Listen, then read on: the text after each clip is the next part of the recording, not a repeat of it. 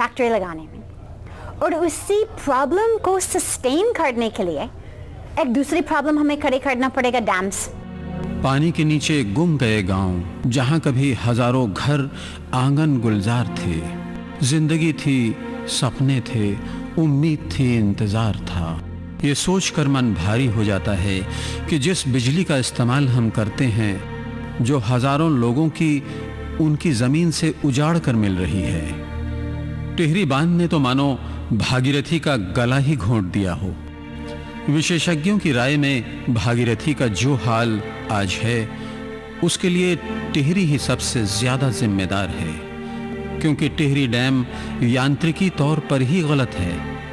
कुछ विशेषज्ञ ये भी मानते हैं कि हिमालय की संरचना ऐसी नहीं है कि यहाँ बड़े बांध बनाए जाएं। इस बांध की योजना का पर्यावरणविदों और वैज्ञानिकों ने कड़ा विरोध किया था, लेकिन इन तमाम विरोधों को दरकिनार करते हुए भागीरथी पर टिहरी नाम का एक दैत्य बना दिया गया। टिहरी के रिजर्वायर की लंबाई 44 किलोमीटर, और वहीं पर चाइना में जो डैम बना टीजीपी डैम, उसके रिजर्वायर की लंबाई 660 किलोमीटर। हाइट कम है, रिजर्वायर का लेंथ है 660 किलोमीटर। यही शो करता है कि हमारा टेक्नोलॉजी गलत है। तो टीजीपी जो आप टिहरी डैम बनाए, हाई स्लोप, और चाइना की तुलना करें टीजीपी डैम का तो 18 गुना ज़्यादा स्लोप आपकी टिहरी का है। ये शो करता है कि आपका जो मेथोडोलॉजी है वो इंजीनियरिंग मेथोडोलॉजी नहीं है। आपने हाइपोथेटिकल वे में डैम का साइट सेलेक्ट किया, बनाया। तब ये सवाल मन में उठा कि क्या हम अपनी बिजली की ज़रूरतों को छोटे छोटे बांधों के जरिए क्या पूरा नहीं कर सकते? क्या बिजली की चाह में एक ऐसी नदी जो करोड़ों की जीवन धारा है, उसको ही समाप्त कर दिया जाए? हम इस बात से सहमत हैं कि बांध हमारी ज़रूरत तो है, लेकिन क्या हमारी ज़रूरतें छोटे छोटे बांध नहीं पूरी कर सकते? क्या ऐसा संभव नहीं कि विकास और वैभवशाली अतीत साथ साथ सफर करें? मैंने माइक्रो डैम सिस्टम का डिजाइन करके उनको दिया, प्रेजेंट किया, और मैं कहा कि यदि गंगा, भागीरथी, विलंगना और सब छोटी छोटी नदियां हैं, बहुत ज़्यादा नदियां हैं, उनको यदि माइक्रो डैम सिस्टम लगाया जाए तो मैं कैलकुलेट करके दिया था, प्रेजेंट किया था कि 18,000 मेगावाट केवल भागीरथी से आप जनरेट कर सकते हैं without deteriorating the water quality. Water quality को बिना खराब किए हुए, बिना लैंडस्लाइड को इन्हांस किए हुए, भूस्खलन उस क्षेत्र में इतना जबरदस्त हो गया है, ग्राउंड वाटर पॉल्यूशन का जो भयावह प्रॉब्लम हो गया, ऐसा समाधान निकालना चाहिए। और वो है भी मुमकिन कि हम ये एक तो बहुत बड़े डैम ना बनाएं, छोटे डैम बनाएं। जैसे चाइना के अंदर क्या किया है उन्होंने, जहाँ पे नदी के अंदर थोड़ा सा फॉल अवेलेबल होता है, वहीं पे उन्होंने क्रिएट करके पावर जनरेट कर लेते हैं, अपने टर्बाइंस वगैरह लगा देते हैं। तो हमको भी इस तरह कुछ करना चाहिए कि छोटे छोटे डैम बना के और बहुत सारे बनाएं, तो उससे जो है क्या होगा कि गंगा लुप्त भी नहीं होगी, हमें पावर भी जनरेट हो जाएगी, और जगह जगह जो पावर मिल जाएगी तो उससे जो पावर का लॉस होता है वो भी बहुत कम हो जाएगा। और सबसे बड़ी बात यह है कि जब हम बड़े डैम बनाते हैं तो गंगा का पानी जब डाइवर्ट करते हैं तो वो ऐसे रास्ते से जाती है जहाँ पे जमीन बहुत प्यासी होती है। तो जो पानी गंगा का उस रास्ते से जब नए रास्ते से जाता है तो सारा जमीन के अंदर चला जाता है और गंगा जो है लुप्त हो जाती है। तो ये जो बड़ी प्रॉब्लम हो गई है ये इससे अवॉइड हो जाएगी, और हमको इस तरह ही करना चाहिए जिससे ये दोनों चीज़ें, हमारे डैम भी बनते रहे, पावर भी जनरेट होता रहे और गंगा लुप्त भी ना हो। टिहरी के बाद हमारा अगला पड़ाव बना देवप्रयाग। यहाँ पर भागीरथी और अलकनंदा 1500 फीट की ऊंचाई पर मिलती है। यहाँ पर अलकनंदा अपनी सहायक नदियों धौली, विष्णु, गंगा और मंदाकिनी के साथ भागीरथी में जा मिलती है। यहीं से सभी धाराएं गंगा के नाम से आगे की ओर बढ़ती हैं। हिमालय की सकरी और गहरी घाटियों में 250 किलोमीटर तक की दूरी पूरी करने के बाद ऋषिकेश की निचली पहाड़ियों में बहने लगती है गंगा। भीड़ भाड़ और शहरी सभ्यता की गंदगी से सामना यहीं से शुरू होता है। इससे पहले भी जगह जगह तीर्थ स्थलों के नाम पर छोटे मोटे शहर अपना कचरा गंगा में गिराकर इसे प्रदूषित करते हैं। ऋषिकेश में सैकड़ों छोटे बड़े मंदिर हैं। रोजाना पूजा पाठ और आरती के लिए हजारों हजार तीर्थयात्री और पर्यटक यहाँ आते हैं। विशेष मौकों पर यह संख्या लाखों में होती है। गंगा की जलधारा में भक्ति के कई रंग हमें देखने को मिले। शाम के समय परमार्थ निकेतन के इस घाट पर गंगा आरती हुई।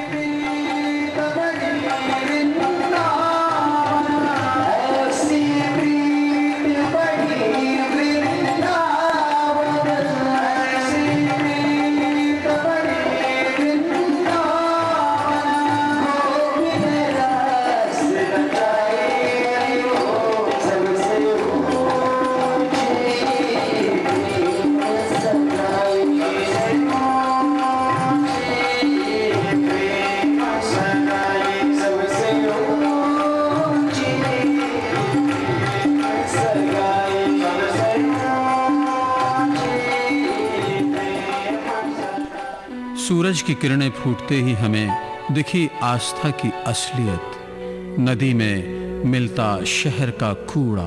अपनी जरूरत के मुताबिक कभी गंगा मोक्षदायिनी बन जाती है तो कभी जरूरत के हिसाब से हम इसे सिर्फ बहता पानी मान लेते हैं। गंगा की अपार जल राशि पर हमसे पहले अंग्रेजों की नजर पड़ी थी। सिंचाई में इसके इस्तेमाल के लिए बैराज बनाने की योजना भी बनी, लेकिन उस योजना को मूर्त रूप हमने दिया और गंगा के पानी को दो धाराओं में बांट दिया। यहां से जो नहरें निकाली गईं, उसमें सबसे प्रमुख है गंग नहर। ये नहर एक बड़े इलाके में लोगों के लिए सिंचाई का साधन बन गई। नहर बनकर अपने रास्ते से अलग जाकर गंगा लोगों की जीविका का साधन बनी। पानी तो जीवन है, लोगों के लिए, जानवरों के लिए, पौधों के लिए। पानी का इस्तेमाल तो सबकी जरूरत है, लेकिन इस पानी के रखरखाव की जरूरत को हम कब पहचानेंगे? सदियों से जीवन देती इसी गंगा में हम कितना कचरा बहाते हैं। एक अनुमान के मुताबिक गंगा में रोजाना 2 अरब 40 करोड़ लीटर मल जल सीधे बहा दिया जाता है। एक नील धारा आपने छोड़ा है, छोटा सा धारा, 300 से 400 क्यूबिक फीट आप छोड़े हुए हैं, और पूरा का पूरा पानी 10,600 क्यूबिक फीट से ज़्यादा पानी आप एक जगह से कंटिन्यूअसली लगातार निकाल रहे हैं। किस इंजीनियरिंग के कारण? कौन इंजीनियरिंग आपको कह रहा है कि इतना पानी आप एक जगह से कंटिन्यूअसली निकालो? कोई टेक्नोलॉजी है? विश्व के किसी भी रिवर सिस्टम का इतना जबरदस्त दोहन नहीं हो रहा है। जब पूरा का पूरा पानी आप निकाल रहे हैं, इसका इंपैक्ट आप नहीं समझ रहे हैं। इसका इंपैक्ट, सबसे जबरदस्त इंपैक्ट क्या है? ग्राउंड वाटर टेबल नीचे चला जाएगा। गंगा में चाहे कितना पानी बहता हो, इतने कचरे से उसका पानी क्या पानी रह जाएगा?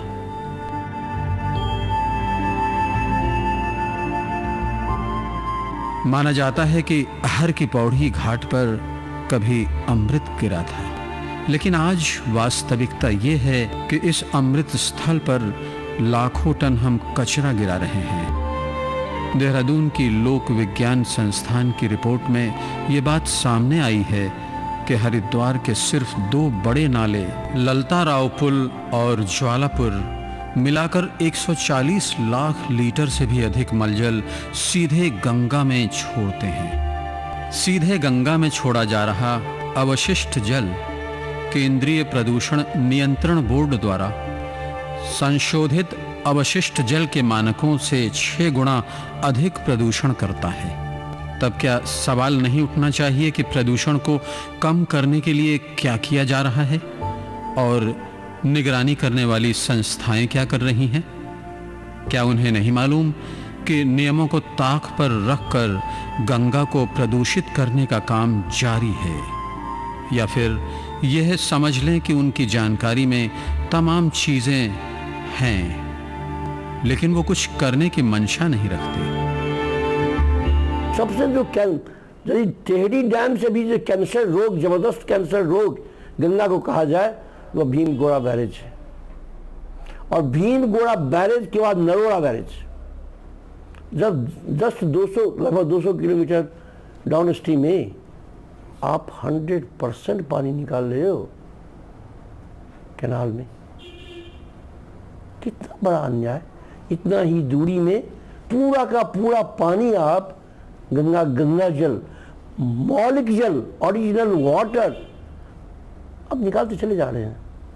क्यों नहीं इस पर ध्यान सरकार दे रही है? चिल्ला कर मैं बार बार रिक्वेस्ट किया, मिनिस्ट्री में जा करके रिक्वेस्ट किया,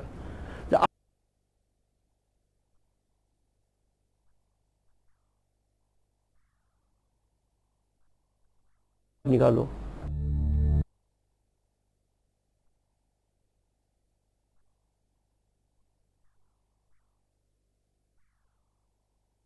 हरिद्वार से मैदानी यात्रा करते हुए गंगा गढ़मुक्तेश्वर, फर्रुखाबाद, कन्नौज और बिठुर होते हुए कानपुर पहुंचती है। कानपुर से गंगा ऐसे गुजरती है जैसे अग्नि परीक्षा से गुजर रही हो। यहाँ गंगा को दयनीय हाल में देखकर ये विश्वास करना कठिन हो जाता है कि ये देश की सबसे बड़ी नदियों में से एक है और पूजनीय है। कानपुर में गंगा न रहकर एक नाले में तब्दील हो गई है। उन नाव के पास तो पता ही नहीं चलता कि ये गंगा वही गंगा है जो मोक्षदायिनी कहलाती है। यहाँ भी सिंचाई के लिए कई नहरें निकाली गई हैं, जिससे नदी का पानी काफी कम हुआ है। लेकिन यहाँ गंगा का हाल बेहाल करने वाला सबसे बड़ा कारण है कानपुर का चमड़ा उद्योग। इसलिए नहीं कि यहाँ का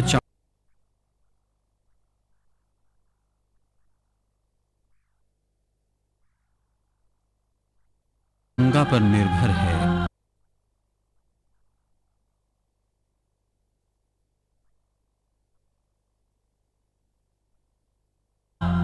सारी गंदगी और औद्योगिक कचरा भी गंगा में सीधे गिरा दिया जाता है। पानी लेने के बाद बिजली घर, कपड़ा और चमड़ा मिलों का औद्योगिक कचरा सीधे गंगा में छोड़ दिया जाता है। चमड़ा मिलें भारी धात्विक तत्वों यानी क्रोमियम युक्त पानी गंगा में सीधे गिराती हैं। इसीलिए यहाँ गंगा जल में सिर्फ मल जल ही नहीं बल्कि क्रोमियम जैसे भारी धातु के अंश की भी भारी मात्रा है। पिछले साल इलाहाबाद हाई कोर्ट ने क्रोमियम इस्तेमाल करने वाली मिलों को बंद करने का आदेश भी दिया था। कानपुर में करीब 400 लिस्टेड चमड़ा उद्योग से जुड़ी इकाइयां हैं। यहाँ की सभी फैक्ट्रियां गंगा के पानी पर आश्रित हैं। इनमें से करीब 100 मिलें ऐसी हैं जो क्रोमियम युक्त रासायनिक प्रक्रिया का इस्तेमाल करती हैं। इस दुर्दशा के बाद दूषित गंगा की धारा आगे बढ़ती है। गंगा की क्षमता जो गंदगी को हजम करने की है वो कितनी है और फिर कितना पानी गिर रहा है, गंगा में कितना फ्लो है, इन सब चीज़ों से हम एक हमारे टर्म यूज़ करते हैं मास बैलेंसिंग। मास बैलेंसिंग हम निकालते हैं कि वहाँ पे वो इंडस्ट्री वाले को कितना गंदगी अलाउ करेंगे, उसमें कितना फ्लो होगा और कितना उसमें BOD की मात्रा होगी जो हम अलाउ करेंगे। इस अलाउंस को हम कहते हैं एफिलेंट स्टैंडर्ड। तो ये जो एफिलेंट स्टैंडर्ड है इस तरह साइंटिफिक तरीके से निकालना चाहिए, पर ये हम नहीं करते। हम क्या करते हैं कि बिल्कुल आर्बिट्रेरीली, बिल्कुल एक जैसे कहते हैं शेख चिल्ली की तरह हम उसको फिक्स कर देते हैं कि नहीं यहाँ पे आप 30 BOD का पानी, गंदा पानी डाल सकते हैं। अब हमने देखा ही नहीं 30 BOD का पानी वहाँ पर डाला और जब तक वो घाट के पास आके पहुँचा उसकी BOD जो है 15 के आसपास ही रहती है, 3 या 4 पहुँच ही नहीं पाती। अगर हमने ये देखा तो फिर फायदा क्या हुआ एफिलेंट स्टैंडर्ड बनाने का। जितने फैक्ट्रियाँ लोग कहते हैं कानपुर की फैक्ट्रियाँ, बड़े बड़े लोगों की फैक्ट्रियाँ, क्यों 100% अब साथ आप नदी में गिरा रहे हो? हा? तो जो मेथोडोलॉजी आपका है डिफरेंट फील्ड में, चाहे वो डैम